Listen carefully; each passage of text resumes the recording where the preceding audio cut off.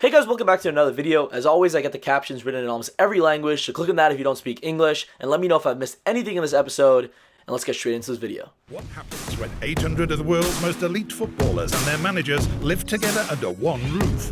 Players stop being polite and start getting real. This is the Champions. After facing Manchester City, our players stopped being polite and started getting real sad. Yes, my first season was a great success. We won the double. I thought you only got one trophy. What are you talking about? The League Cup and getting rid of Ronaldo. That's two. Oh, now Arsenal qualify for the Champions League? See, I didn't need Messi to win another Champions League. I just needed 7 years, $1 billion, the most prolific striker in the world, and zero FFP accountability. So right away we have four easy references. Firstly, we have a reference to the 5-1 loss that knocked Real Madrid out of the Champions League in the same tune as the intro. Stopped being polite and started getting real sad. Polite and start getting real. Secondly, we have a reference to the rumors that Ten Hag didn't like Ronaldo, eventually forcing him out of the club. Thirdly, a reference to Arsenal finally making the Champions League just after Aubameyang left, as well as the fact that he was not included in the Chelsea Champions League squad. And finally, a reference to Man City winning the league after spending $1 billion on their team, adding Haaland, and allegedly breaching over 100 financial rules that the financial fair play regulations have so far overlooked. And finally, for the first time in the Champions' 4-year run, neither Ronaldo or Messi made it to the title screen, as they're both out of the leagues that compete in the Champions League.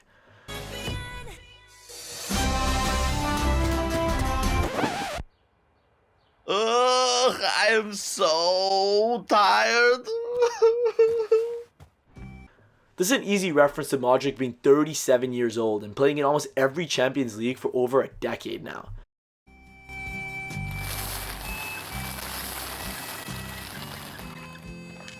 B9.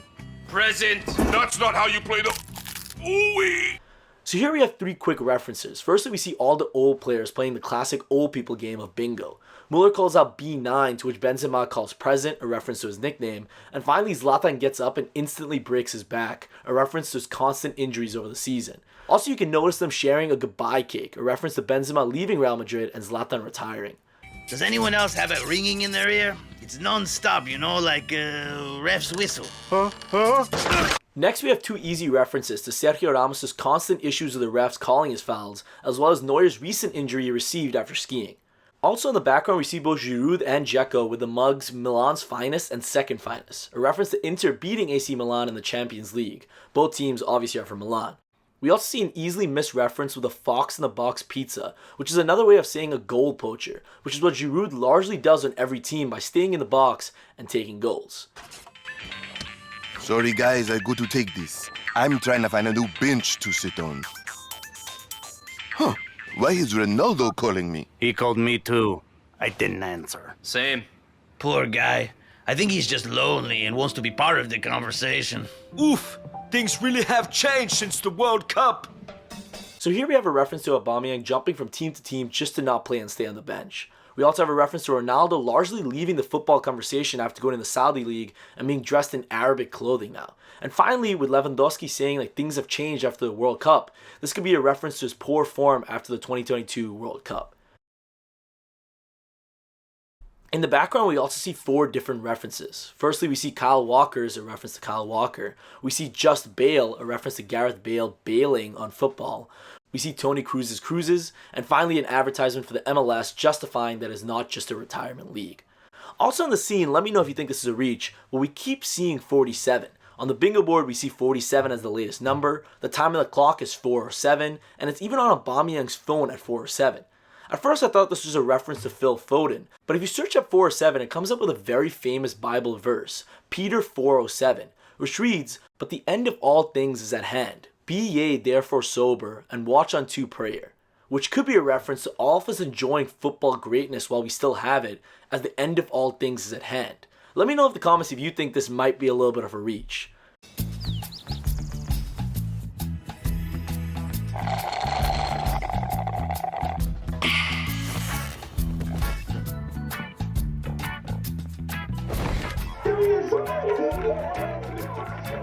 I never get tired of this video. So here in Messi's room, we have a ton of references. Firstly, we see he's laying on palm trees, an easy reference to his move to Miami, which is famous for its palm trees. In the background, we see the jerseys of other famous football GOATs, as well as the Mona Lisa from his time in PSG and photos of him in his most iconic moments. Also, we see a reference to the fact that Messi is constantly bombarded by his fans, especially after winning the World Cup. Here, there's also an easily missed reference to Salt Bae in the crowd. This could be a reference to Salt Bae weirdly celebrating with the players as if he won the World Cup after Argentina won it in 2022.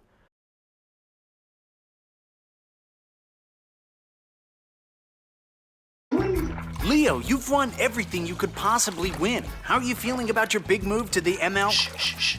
I'm just trying to World Cup and chill. You feel me, bro?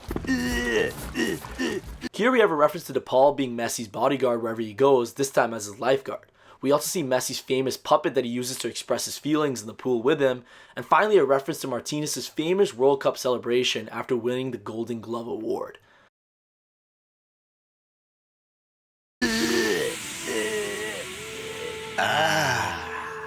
Hey, no hard feelings, right?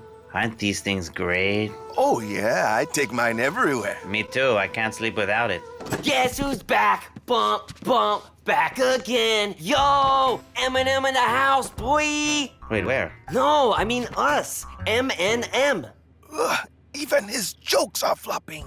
So this whole scene is a reference to the PSG locker room, with Neymar walking in singing an Eminem song, a reference to the Eminem nickname the trio was given. Mbappe then makes an easy reference to Neymar's long history of flopping, as well as the fact that Neymar has never been able to win the World Cup. There's also a subtle reference to when Messi says he can't sleep without his World Cup trophy. Too, I can't sleep without it. This could be a reference to his famous Instagram post sleeping with a trophy, which is currently the third most liked post in Instagram history. Yo, let me sweat with you guys. I don't think you fit the dress code. Look, guys, can I say something? It's cool you both have World Cups now, but I kind of feel like the odds strike are out. So you're saying you're just not as good as we are? Did I? I'm not? Whoop, you said it, not me. Hey, Killian, check this out. It works as a hat. Oh, that is top cool. Let me try.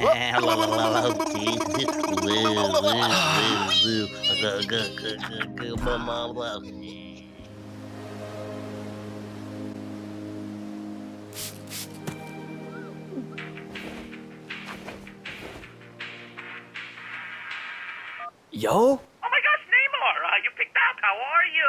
I've been thinking about you so much. Why? We barely know each other. Classic Neymar. You're hilarious. Hey, I was just thinking, what if you came to visit me in Saudi Arabia? We could play a match, pat our stats. Here we have a reference to Neymar being made out of glass because he's injury prone, therefore polishing his ankles with glass polish.